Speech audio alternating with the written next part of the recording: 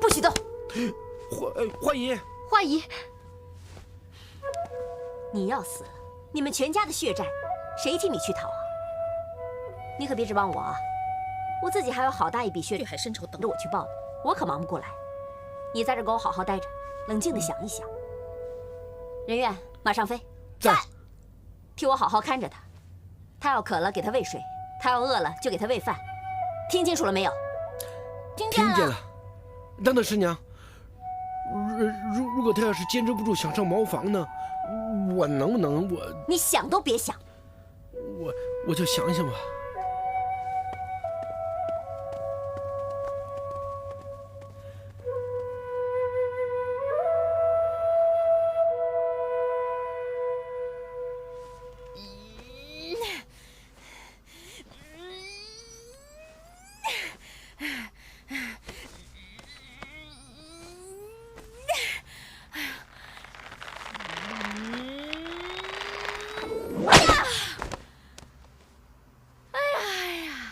舒服。没人，赶紧让我下过去。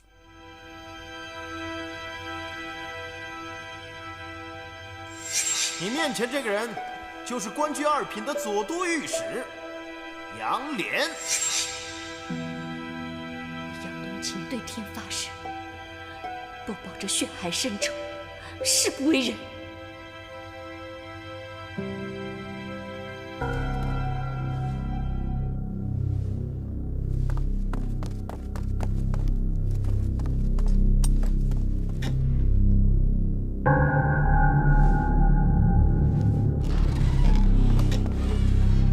什么人？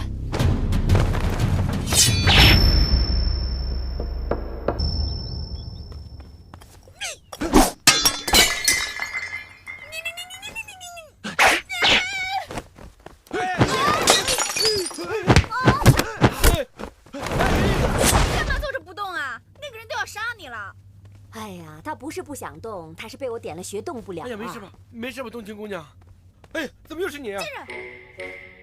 哎，冤家路窄，我警告过你，让我不要再见到你，否则我见一次我打一次。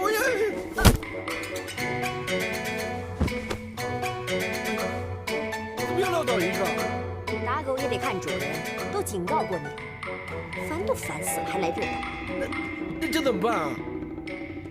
她是你娘子，你自己看着办。是我。冬晴姐姐，你没事吧？幸好阿迪姑娘出手相救，不然我可能已经命丧在那个黑衣人的剑下了。哎，这平时也没听说你得罪了什么人，还是跟谁结了怨。你说这会是谁下的毒手啊？师娘，你别费劲了，赶紧给冬青姑娘解开穴道再说。花姨，我姐姐差点都被坏人给杀了，你就解开她穴道吧。你们以为我喜欢点住她的穴道啊？哪个王八蛋愿？我这么做，我也是不想她白白去送死啊。我现在已是自身难保，你又不可能时时刻刻保护着我。如果再有下次，只怕我不会那么幸运了。这说来也真巧啊，那3个自称是袁将军派来的人，一进咱醉月楼之后，就出了这样的事。哎，难道就和我猜测的一样，那3个人真的有问题啊？哎呦，如果是这样的话，那醉月楼真的是四面楚歌了。哎呀，师娘啊，你怎么这么絮叨啊？你先把他的穴道解开，要不然就出大事了。不对呀，花姨，你就行行好吧，我姐姐差点就让坏人给杀了，难道你真忍心看到她这样啊？花姨，你放心，我会为大局着想，不会冲动行事的。是你？你蒙着脸干什么去了？我听你的去打听了，看看能不能找到顾先生遗孤的线索。说实话。我说的是实话呀。不过，我还看见一个漂亮的花姑娘，所以你又动了色心。哎，破天，你虽然我们以前都是无恶不作的江洋大盗，可你现在是袁将军的手下，别再让你以前的江湖习气坏了袁将军的声誉了。而且花姨现在对我们并不太信任，你别再给我节外生枝，误了大事。你给我听清楚，别再给我有下一次，否则的话，军法伺候。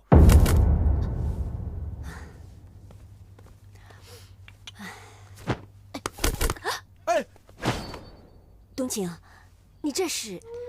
对不起了，花姨。人心都是肉长的，希望你能理解我的苦衷。你对我的恩情，冬青只能来世再报了，求恕我一拜。冬青，你这是干什么呀？我不能不去替我爹收拾。告辞了。妈，想要出去，先过我这关。让开！不，请。姐姐，姐姐！行了行了，别追了，就凭你们两个那三脚猫的功夫，拦不住他的。赶快过来，帮我把血解了吧。啊，我解？我又不会武功，我怎么解啊？好，我豁出去了，我再努一把。哎，快点！那个师娘，刚才你用哪俩手指头？随便都可以，快点，你自己看着办。这怎么做？到前面来，在我的左胸上4寸方向用力戳下去，快点。那师娘，这位置我就不点了，我替你找个人来吧。啊！哎，哎呦喂！哎，谁打了我一下？怎么那么疼啊？你力气比牛还大，一定能解开花姨的穴道。解穴？嗯，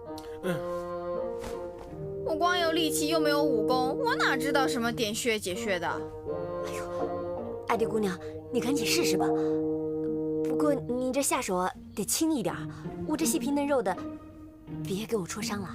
切，我才没空搭理你呢，我还要去找我相公呢。哎，不许让他走！我打！他才刚醒过来，你怎么又把他打晕了？我有什么办法？师娘让打的，就让他躺着吧。哎，行了行了，哎，任月，你赶紧过来试试，我教你怎么帮我解穴，快点。冬青的个性绝不可能委身于青楼，他的父亲杨莲又是东林乱党，难道冬青、醉月楼和东林叛党之间有着什么不可告人的秘密吗？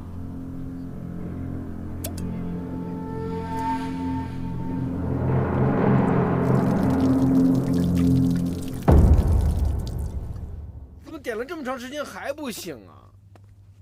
小少爷，加油，使点劲儿啊，努一把。花姨，把你戳疼了吗？你要是痛的话，可得告诉我啊。哎呀，我说任月啊，这平时看你吃的也不少，怎么就不长力气啊？你使点劲啊！哎呦，花姨，我都按照你教我的去做了，可我的手都快戳断了，怎么办啊？哎呦，还没戳完呢，我一觉都睡醒了。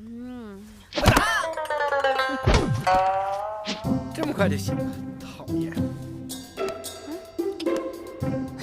哎呀，来不及了，冬青姑娘肯定会干傻事儿，我得去救她。哎，你给我站住！去哪儿啊？这个时候你就别给我添乱了。师娘，冬青的脾气你又不是不了解，她从来都是说一不二，更何况是给她亲爹收尸的事儿。我要是不去救她，她肯定白白送死。你去救她？哼，你什么都不会，你拿什么去救她？飞蛾扑火，螳臂挡车，你去了也是白白送死。死就死，扑就扑。冬青姑娘对我那么好，我没饭吃的时候，她给我送饭。还有上次，我被这个女疯子打得晕头转向的时候，还是她替我求情。这大恩大德要是不报，我以后还怎么做人呢？小少爷，咱俩一起努一把，你把她的穴道解开，我去救冬青姑娘啊！马少飞，马少飞，你回来！马少飞，行了，别叫了，你赶紧再试试，看能不能解开我的穴道。现在只有先让我动得了，才能救得了他们。快点，好吧，花姨，我努一把。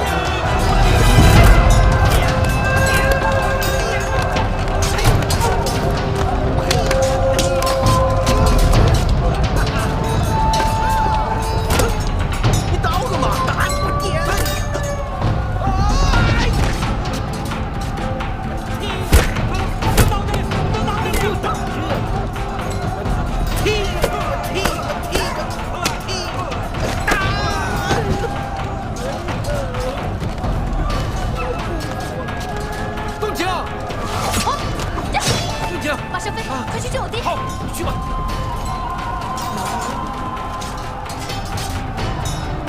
怎么着？刚才敢听？我打你！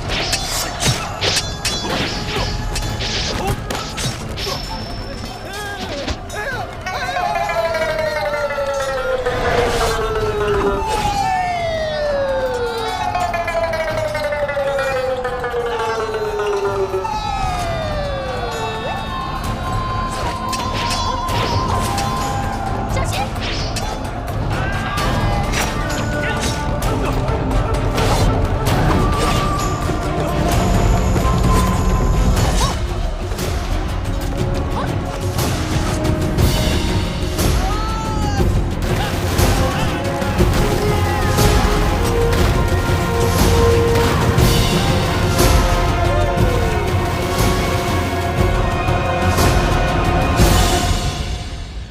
哎呦，呵这可真是天下奇闻啊！哎，你看看，你看看，哎，都被打晕成这样了，还能打呼噜？哎呦，你看他晕的有多香啊！花姨，别管他晕的香不香，你赶紧想个办法，让我帮你解决吧。哎呀，能想的办法我都想过了，还能想出什么办法来啊？任苑，你也休息够了，赶紧来帮我解决，快点啊！花姨，这回我可使劲儿了啊！啊！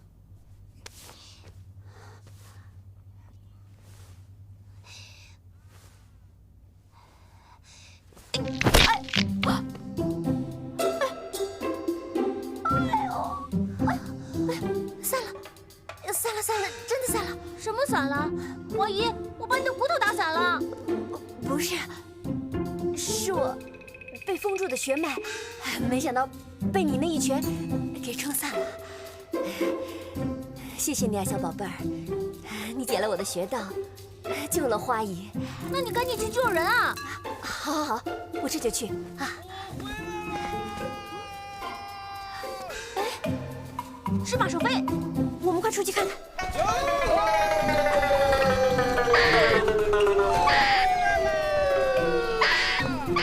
你回来啦！干什么呀你？你这是干什么呀？你别老这么转悠啊！你快下来，晕死我了！哇，好肥的一只鸟啊！不是鸟，是我。是你呀！你那么呆着干嘛呀？好玩吗？一点都不好玩，快想办法让我下来！那你快下来呀！我光学飞了，没学怎么停。花姨，可教他怎么停啊？糟了，那个秘籍只有上半部，没有下半部。没有下半部会怎么样啊？没有下半部，我就不能让它下来啊。那下半部呢？让虫给吃了。快想办法呀！我不能一直这么飞呀！哎呀！行了，行了，行了，行了，我想想办法。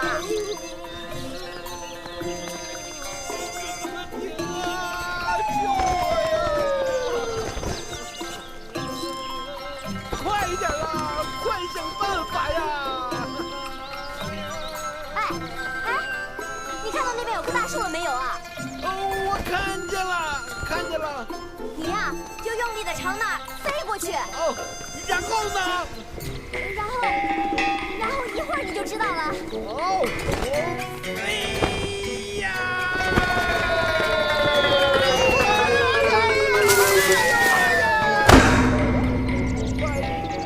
玩死我了！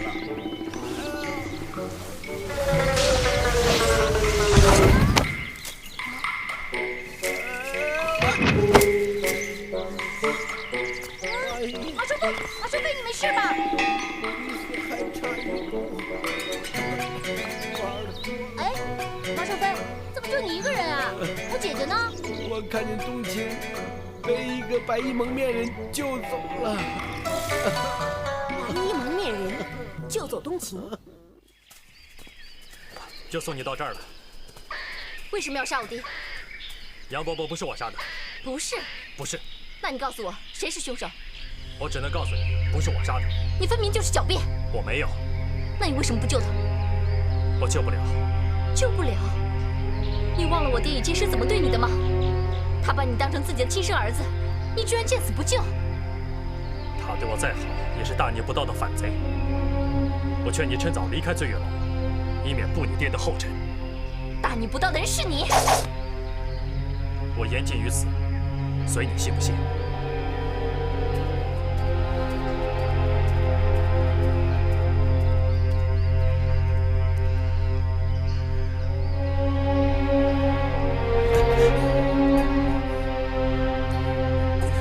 你是醉月楼的人？你是？刚才你和叶护有那狗贼的话，我全都听见了。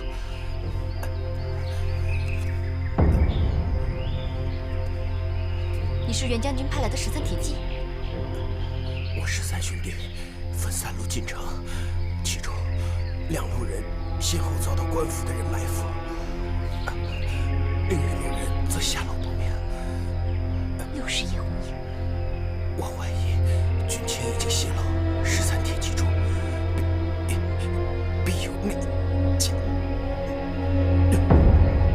壮士，壮士！内奸。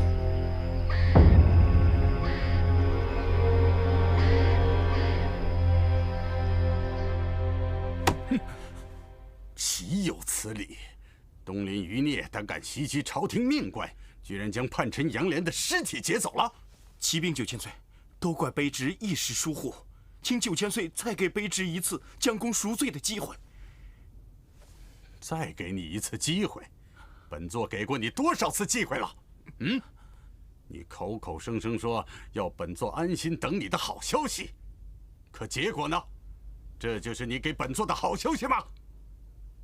你叫本座如何安心？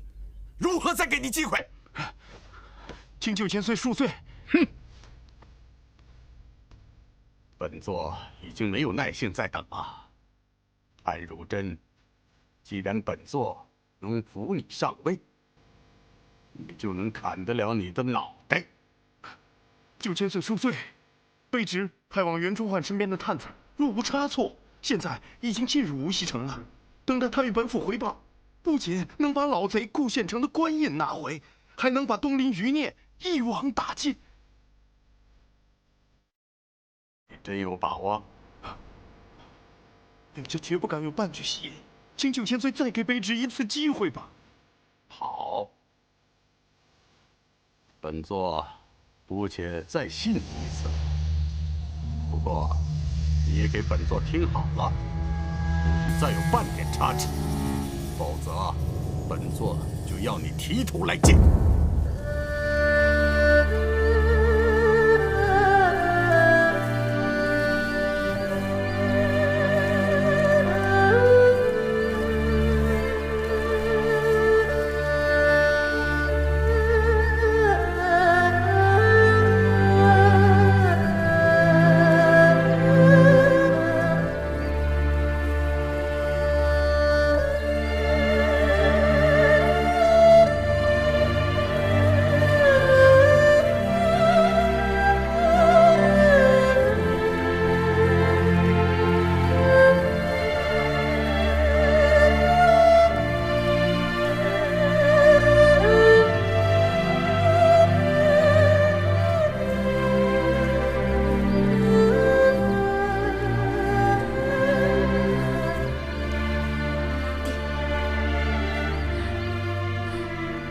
女儿送你上路。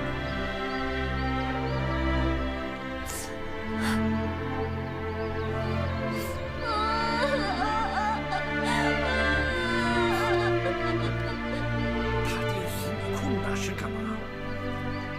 我看姐姐哭这么伤心，我就想爷爷。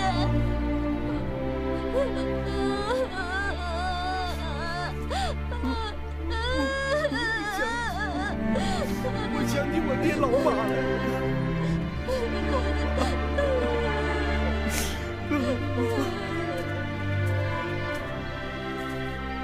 杨大人，鹰犬当道，不能把你风光大葬，实在是委屈你了。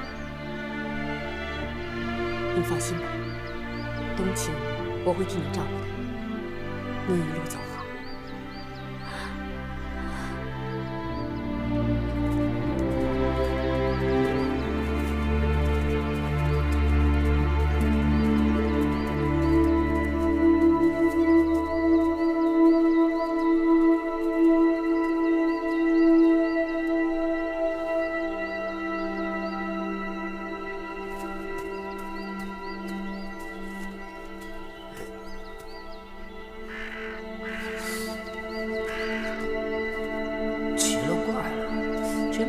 上怎么没一个字我认识的？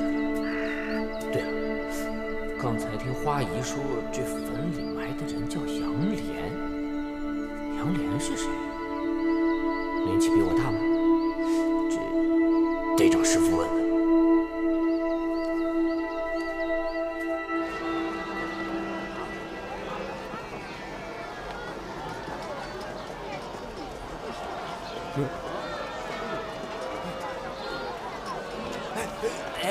站长，我进去看看。哎，我这。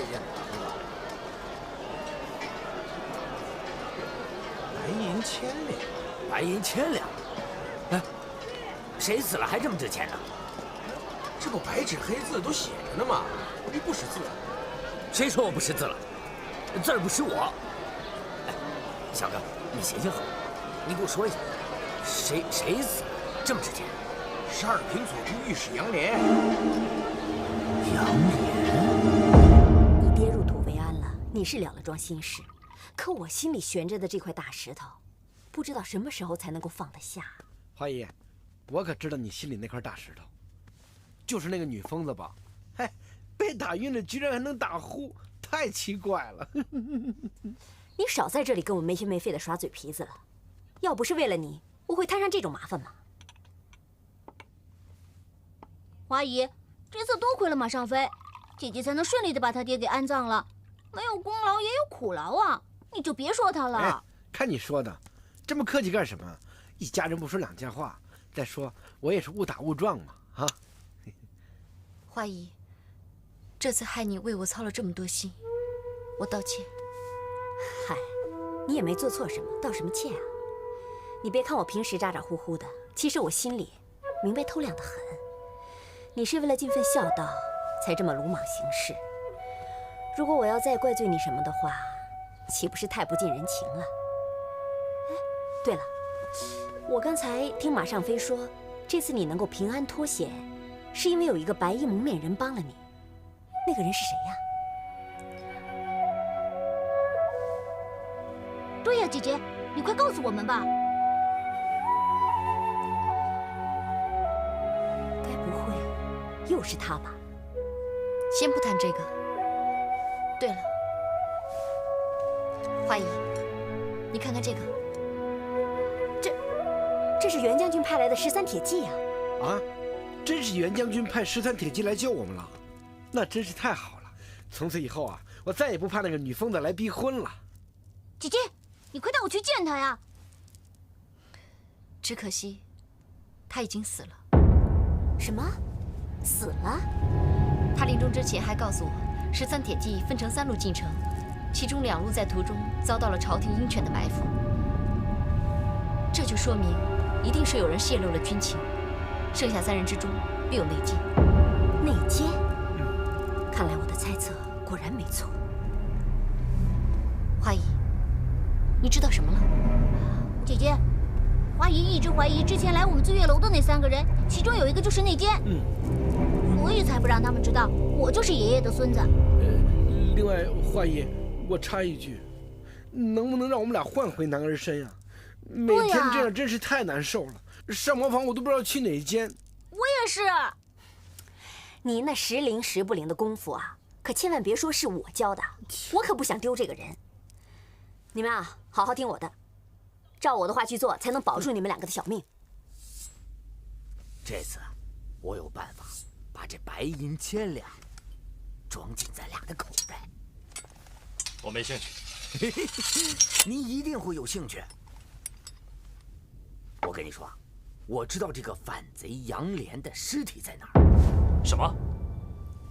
我亲眼看见那个墓碑上清清楚楚地写着杨莲2个字，是醉月楼的花姨给这个杨莲收尸埋葬的。胡说！你根本就不识字。我跟你说，我亲耳听到这个醉月楼的花姨还有那个杨冬晴在那儿哭喊着：“哎呀，杨莲呐，杨莲呐！”哎呦，这个场面那是非常动人呐，很感人，很动人。而且我还知道，这个杨冬晴就是反贼杨莲的女儿。你真的知道？当然知道了。这巡抚衙门已经贴出告榜了，悬赏白银1000两。你看得懂榜文？师傅，虽然说我不认识几个字儿，啊不是，虽然说几个字儿不认识我，可是我的嘴会问呢，是那些街坊告诉我的。师傅，虽然说我一直不知道您是在哪个行当上发财的，但是我心里明白，师傅您一定是一个浪迹天涯、闯荡江湖的真英雄。所以说，我决定把这个白银千两我给它赚回来，我天天把您供养着，您就不用那么辛苦了。要不这样好不好？您干脆把您那个很危险呐、很辛苦的工作给辞掉，从今天开始，我就把您当我亲爹一样供着，好不好？我现在就上巡抚衙门领钱去啊！回来，领什么钱？悬赏花红，我决定去告密去。哎呦，师傅，您徒弟我那可不是一个一般的人渣，您太低估我了。您可爱的徒弟我曾庸啊，是一个极品人渣。嘿嘿，我决定啊，把这件事情151的找巡抚大人潘汝贞潘大人，我向他告密去。你敢？我告诉你，这件事情若有第3个人知道，我向你保证，明年的这个时候，你坟头上的草一定比现在的你长得还要高。师傅，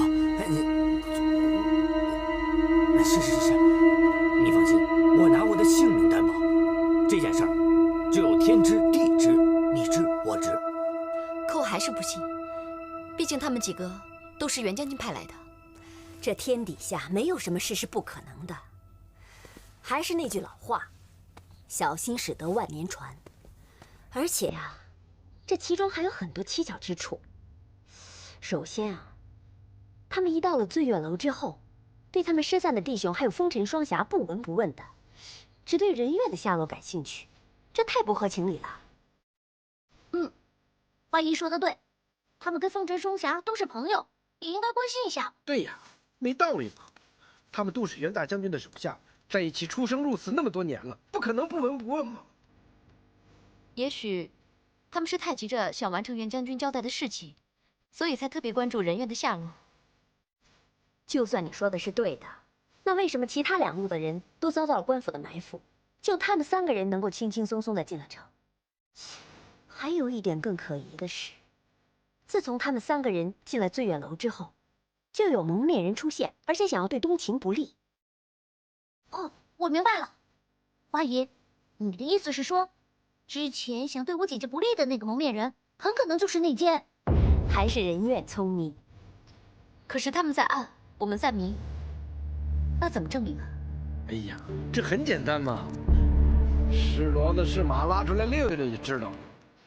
那女疯子不是把他给砸伤了吗？咱们就看一看，谁背上有伤，谁背上有伤，谁肯定是内奸，跑也跑不了，赖也赖不掉。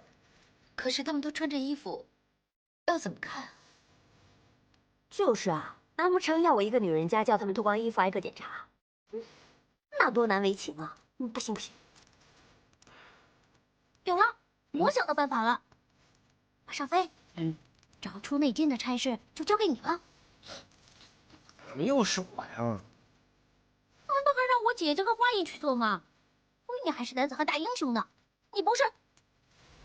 哎呀，小山，别这么看着我，你这眼神我太熟悉了。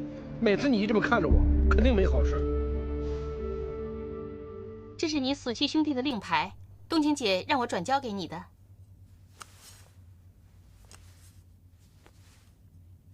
10位兄弟惨死，我石破天若不能血债血偿，誓不为人。麻烦你帮我谢谢冬青姑娘。哎，各位都是自己人了，还客气什么呀？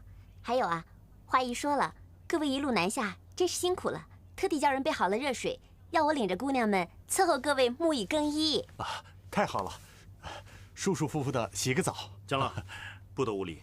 哦，麻烦你跟花姨说一声，不敢叨扰。各位到了醉月楼就是贵客。再说了，你们都好几天没有洗澡了，都快熏死人了。爷爷呢？我们好生伺候着。好嘞，走吧，走吧，爷。大哥，这边请啊，请啊。大哥，别挑了，救我吧。大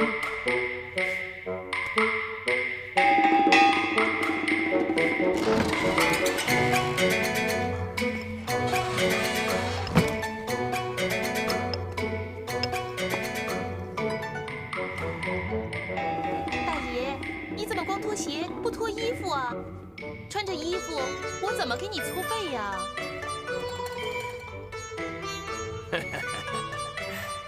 我喜欢泡澡之前，先洗脚。哎呦，别那么多事了，赶紧脱了吧。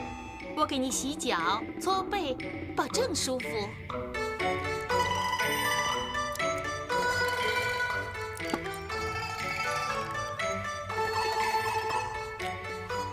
这么多疤，怎么就没见到我要找的？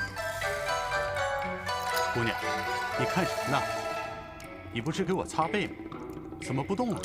哦，嗨，瞧您背上这么多刀疤，都把我给看傻了。这都是我在战场上留下来的疤。哟，那就是英雄疤了。爷，您可真是太英勇，太有男子气概了。姑娘，来，你进来干嘛？等一下，这位壮士，你不要对我太客气，以后别叫我姑娘了。20年前的今天，我就开始干这行了。今天正好20周年，我们好好庆祝一下。来，沐浴更衣。哎，等等，你说什么？我说帮你沐浴更衣。不，我真的不习惯，请你出去好吗，姑娘？哎呀，这位大爷，刚来的客人都说不习惯，洗着洗着就习惯，而且还容易上瘾。来，我给你脱了。哎，我自己洗，我不需要你帮我。出去！呀，大爷，出去！你就算帮我个忙不行吗？花姨看上去如花似玉，可背地里心黑手狠，对我们姐妹严格极了，稍有不慎，拳打脚踢，连打带踹。我要是把大爷没伺候好，那我就惨了。可是我真的不需要你，你不需要帮我，好吗？大爷，你就算帮我好吗？我给你跪下，我现在就给你跪下。姑娘，算我拜托你了，好吗？我自己洗就好，麻烦你出去。就解扣嘛，你怕什么呢？你干什么你啊？出去！干什么呀？出去！你姐，出去！哎呀，喊什么喊呢？真没见过，真是莫名其妙。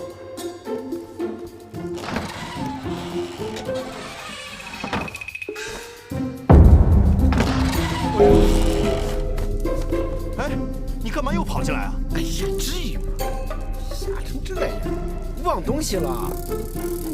你撞了。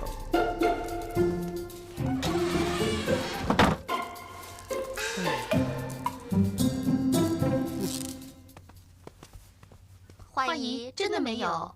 怎么会没有呢？是不是没看仔细，没瞧清楚啊？回去再仔仔细细的看一遍啊！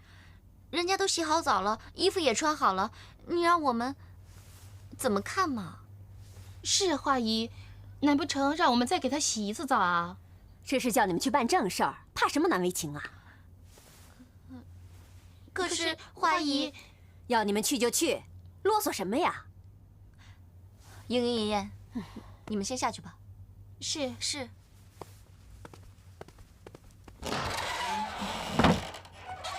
奇怪，怎么能没有呢？对呀，被那个曾爱弟拿那么重的东西砸了背，肯定要留下淤青的。那这么说，这个岳新川和江浪都不可能是内奸，那不就石破天的嫌疑最大了吗？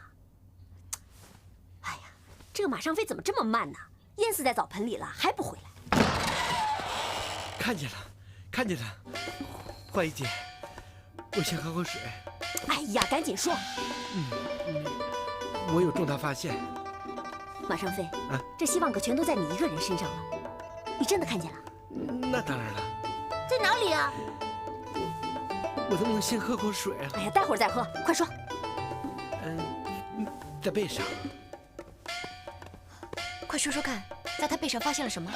在他背上发现了很大一颗青色，特大一块。那就没错。我现在就去把这个内奸给灭了。哎，花姨姐，不要那么冲动，你可不能刺杀了好人。好人？你说锦衣卫派来的那奸是好人？我没说那奸是好人，我说你不能错杀了好人。可是，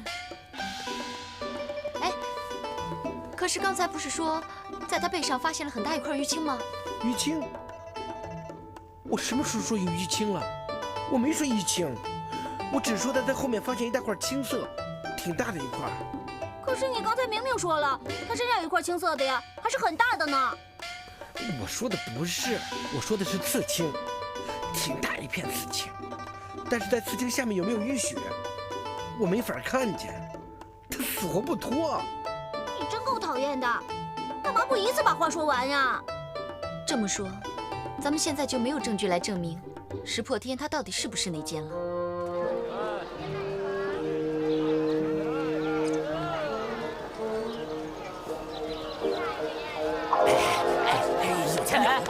给我拿点钱！哎，有钱没？给我拿出来！哎呀，干啥呀？去给朝廷执行任务去。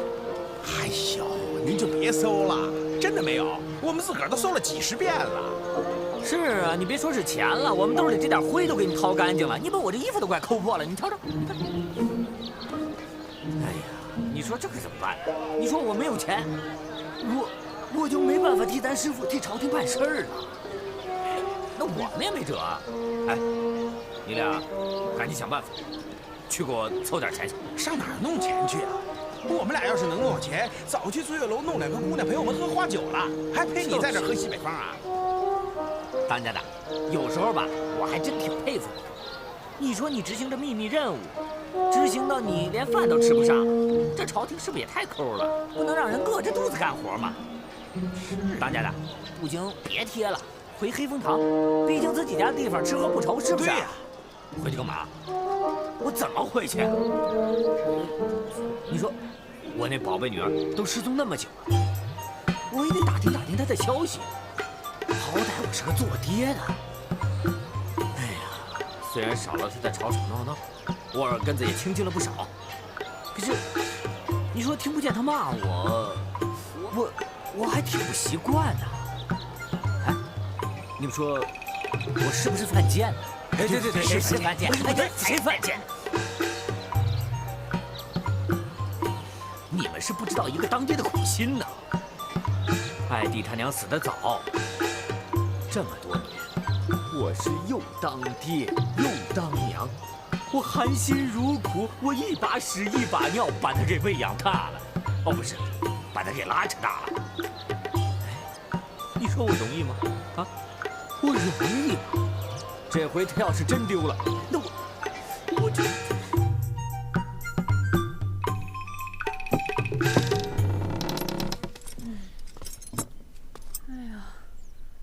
哎呀，好晕啊！也不知道我睡了多久。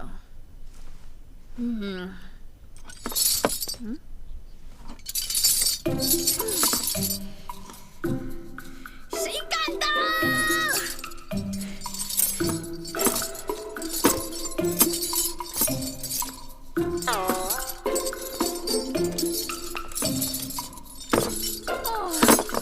谁那么缺德呀？拿铁链捆住我！我知道，一定是他们发现用生牛筋捆不住我，所以改用铁链了。真是最毒妇人心，这句话说的一点都没错。看我不愿意到醉月楼来，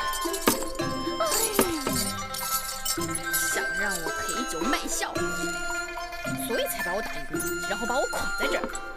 哼，想逼我就范，没门儿！我宁死不屈。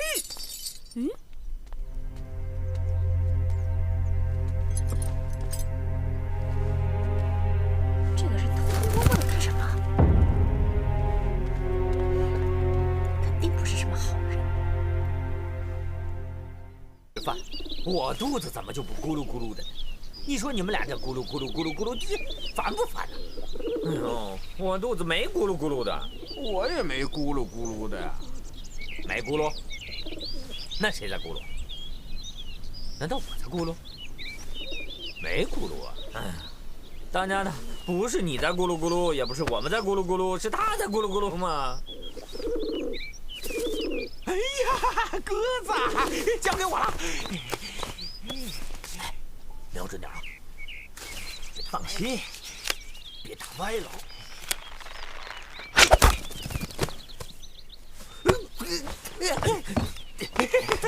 天上不会掉鸡腿，但它会掉鸽子呀！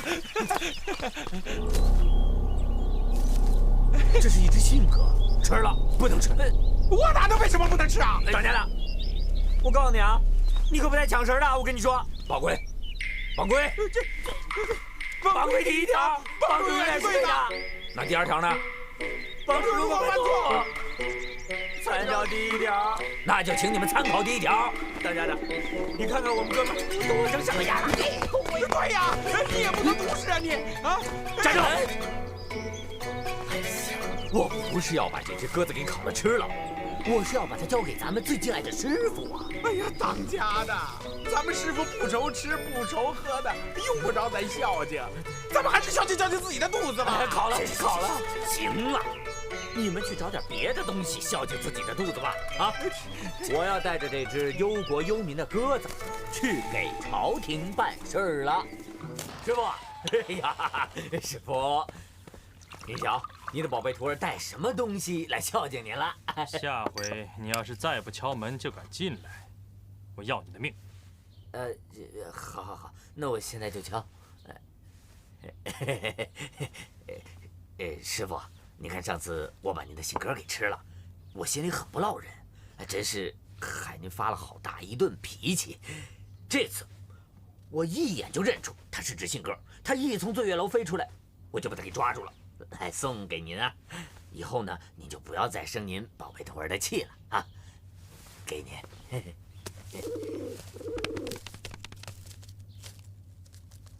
你确定这只鸽子是从醉月楼飞出来的？是啊。您看您喜不喜欢？您要是瞧不上眼，我把它给烤喽，给您吃了。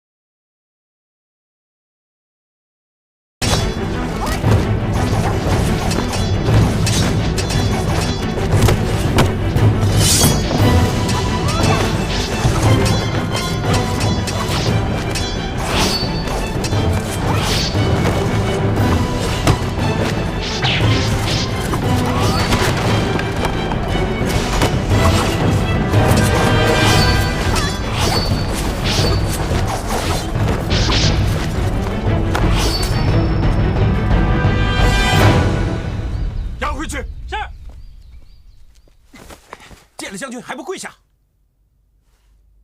狗官，我恨不能将你千刀万剐！大胆，竟敢辱骂朝廷命官！我就骂你怎么了？我恨不得杀了你！恶贼！你冥顽不化，劫夺朝廷赈灾官银，非但不知错，还胆敢扬言欲对本官行凶，难道你眼里就没有王法二字吗？王法？哼！如今奸臣当道，满城文武、贪官污吏比比皆是，趁心快意几家能够？我赛花花只恨学艺不精，不能杀尽你们这批贪官污吏，以谢天下百姓。大胆狂贼！再敢对将军无礼，就让你人头落地！团长，难道在你的眼里，天下就没有清廉的好官了吗？天下乌鸦一般黑，难道你见过的乌鸦有白的吗？记得我初入仕途，恩师顾县城曾经送我4个字。哼，4个字？哪4个字？你说来听听。动官在报。动官在报这4个字，我改变了对他的印象。启禀将军，外面来了一群百姓，说是要亲自答谢您开仓派粮。传下话去，让父老乡亲们先回去。我熊廷弼只做自己该做的事。是。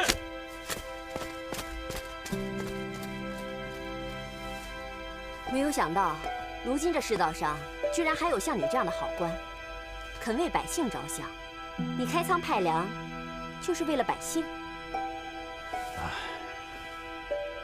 我知道，当朝阉宦魏忠贤完全弄术，朝中政治忠良所剩寥寥。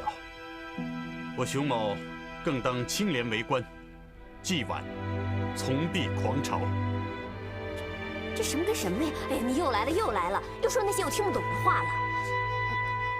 你的意思不就是你要当一个爱民如子的好官，动官在报吗？对不对？哎呀，我都懂了，我都学会了。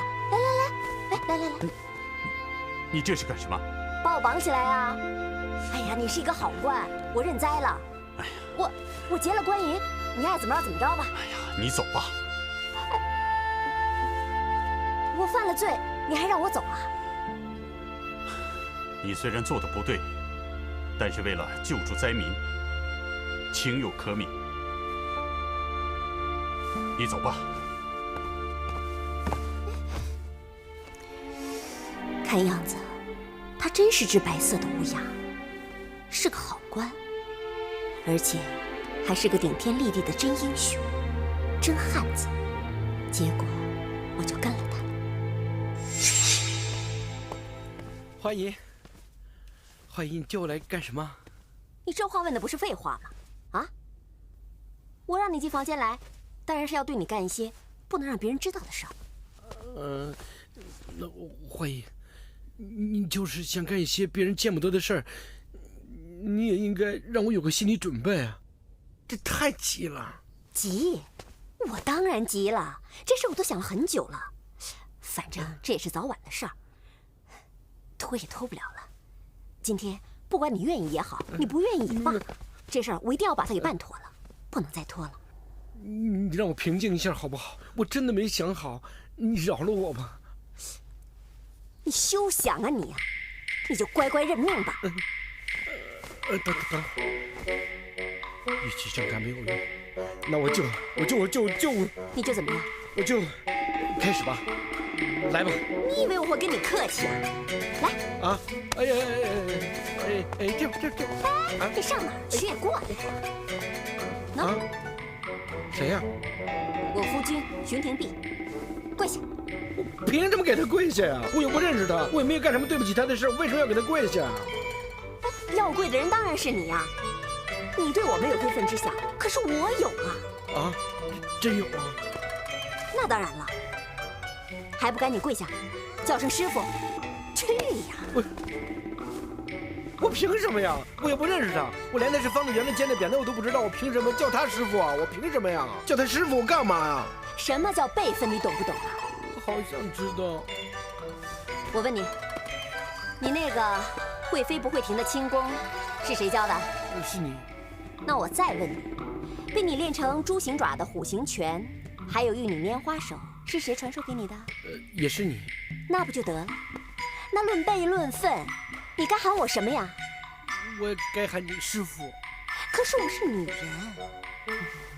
准确的说，你该喊我一声师母啊、师娘啊。那你对我的先父不就应该叫他一声师爹、师傅什么的？这有错吗？我有点乱。照理说应该是这样的。这不就得了吗？你还不赶紧跪下？你想当个不孝弟子啊你啊？不，花姨，你千万别动怒。反正这屋也没别的人，我拜谁不是拜？这男的不是这你夫君叫什么？熊廷弼。我是用男的拜还是用女的拜啊？都用。哦，师傅，请接受徒儿徒女马上飞一拜。完了。现在既然你已经成了我们家死鬼的关门弟子，那现在师娘我要你在你师傅的灵前发下毒誓。啊？好好练功，负起一个男人应尽的责任。就算是肝脑涂地、撕心裂肺，拼了你那条小命，你也要保护好醉月楼上上下下的安全。同时，你还要继承你师傅惩奸除恶、除强扶弱的遗愿，否则你就会乱箭穿心、五雷轰顶、血溅五步、身首异处，喝茶给水呛死，吃饭给米粒噎死，出门让狗咬死，上茅房让屎熏死。花姨，花姨，我从今以后不准再叫花姨，要叫师娘，别失了辈分。师娘，都挺好的，可是这责任未免也太大了吧？再说，这咒发的也太毒了呀！醉月楼又不是一个男的，还一个小的呢。他才多大点儿啊？他能负得起这么大的重任吗？那还有13铁骑，还剩仨呢。他们3个人里面，谁是奸细？你知道啊？我能信得过谁呀？那怎么办？你说呢？不知道。你不是天天都嚷嚷着努一把，努一把，怎么到了真正的时候就不行了？今天啊，你必须给我好好努一把。我努，我豁出去了，我努把大的，我努一把大的。我怎么努啊？我管你怎么努，反正你师傅在天之灵已经见证了我所交代你的一切。你要敢有二心啊，老娘我现在立刻马上，我就让你不得好死！不，花姨，不是师娘千万不要动怒。如果你要真怪罪徒儿，你打在徒儿身上，实际上是疼在师娘心上。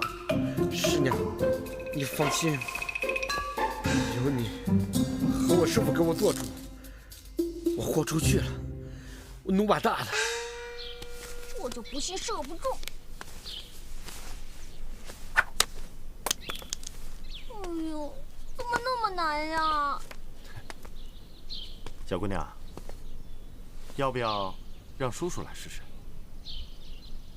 你行吗你？哎呀，你不让我试试，怎么知道我行不行啊？好吧，给你。好，看好了。嗯。哇，好棒啊！怎么样？叔叔，你射得真好。好，那想不想让叔叔教你啊？当然想了。可以，那你得答应叔叔一个条件。说吧，什么事儿？我想问你，这醉月楼里的大小事，你可都清楚？当然，醉月楼里的事儿没有一件我不知道的。那好，我问你，醉月楼里是不是有一个小男孩，姓顾？你可认识？认识，当然认识，顾人怨嘛。其实我……糟了，说漏嘴了。阿姨说过，不能让他们知道我的身份。怎么了？其实你什么？其实啊，我跟他也不是很熟啊。不会吧？你俩都是小孩子，应该常在一块玩，怎么会跟他不熟呢？怎么可能呢？他是男孩，我是女孩，不可能在一块玩的。古人曰：“男女授受不亲”，你懂吗你？那你为什么会喜欢玩这弹弓呢？《论语》你知道吗？诗书礼义春，射御半礼乐，书数成人人。知道射御是什么意思吗？就是弹弓的意思。所以说嘛，要想成为一名人人，这个4书5经不但要读好啊，弹弓啊也要射得准。你明白吗？可是我记得这古人也说过，女子无才便是德。你是个姑娘家，怎么会喜欢玩这男孩喜欢的东西呢？因为……而且，为什么你会饱读诗书？是谁教你的？是我教的。这位姑娘是？小女子姓杨，是醉月楼的一名舞娘。哈，还真没想到，这醉月楼里居然有满腹经纶的姑娘。这有什么好大惊小怪的？不过隔行如隔山，就算你不知道，也并不稀奇。作为一名舞娘，不仅要学会武艺，还要粗略经纶，这样才能培养成不俗的气质。花姨买来这个小女孩，是想将她培养成舞娘，所以我教她读书识字，也没有什么好奇怪的吧？姑娘说的是。小姑娘，看来只好改日有机会再教你弹弓了。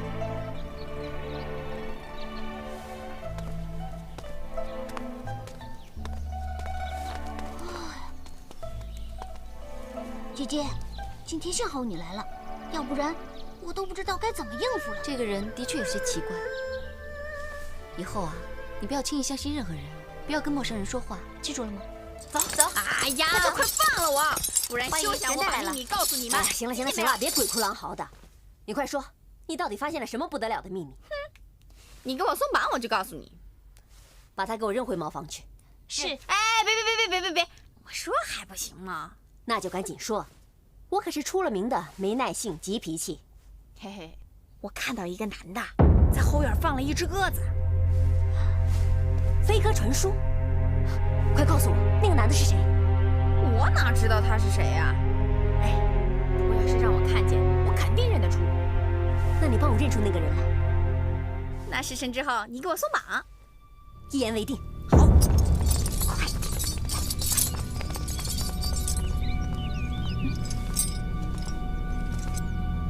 来，再添点。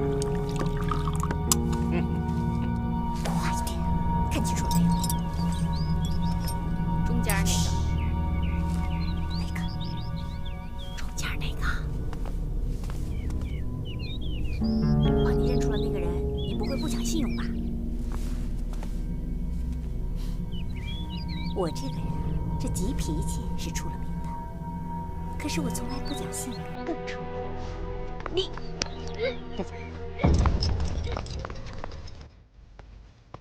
花姨，你确定石破天就是朝廷派来的内奸吗？那个曾爱弟说了，亲眼看见他在后院放了传信的飞鸽，这还能有错啊？哎，马上飞，这回你娘子可立大功了吧？别胡说，谁有娘子？我没娘子。这大人说正事了，你别老跟着瞎掺和。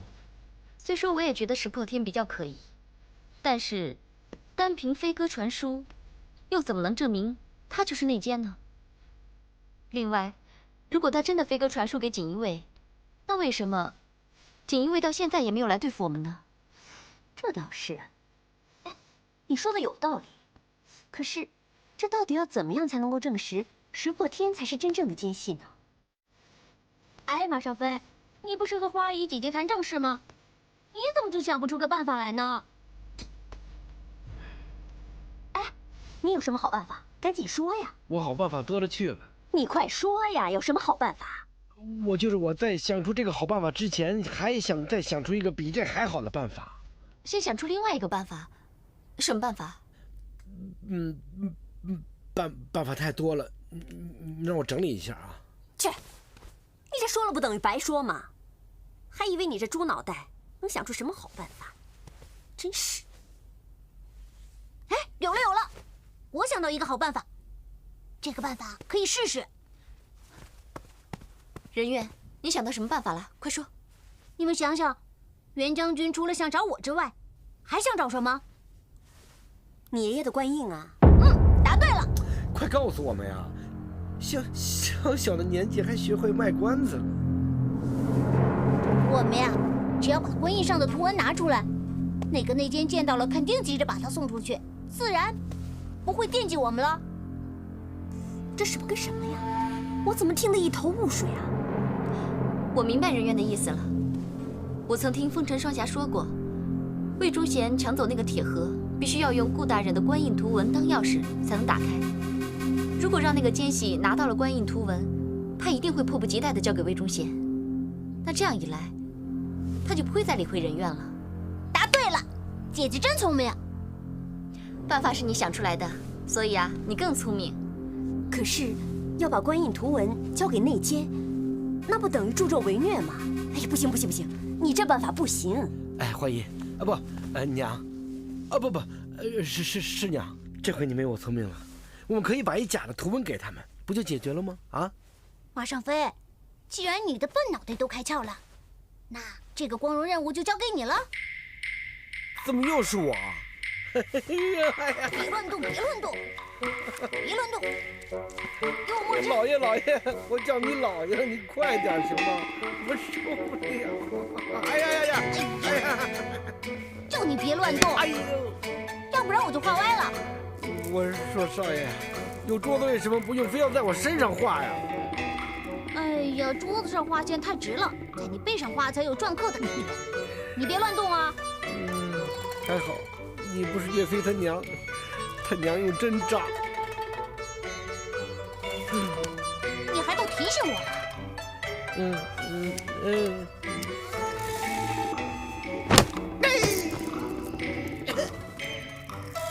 你说亲娘啊？给。这是从顾大人的官印上拓印下来的图文，你想办法赶紧送到袁大人那儿去复命，千万不要落入奸人的手里。既然已经找到了这官印的图文，那顾先生的遗孤，至今杳无音讯，不过正在全力查找。既然这官印图文已经找到，我觉得事不宜迟，你们先回辽东向袁将军复命。至于那孩子，我会继续让人去找的，一旦找到，就会立刻送到袁将军那里的。啊不，我觉得这一路上危机重重，还是先等找到了顾先生的遗孤，再带他一块上路吧，这样比较妥当。那我们弟兄几个就暂时还先住这儿，万一有什么事，也好有个照应。是，石副将，您说的是。既然是这样，这官印的图文还是由花依林暂时保管吧。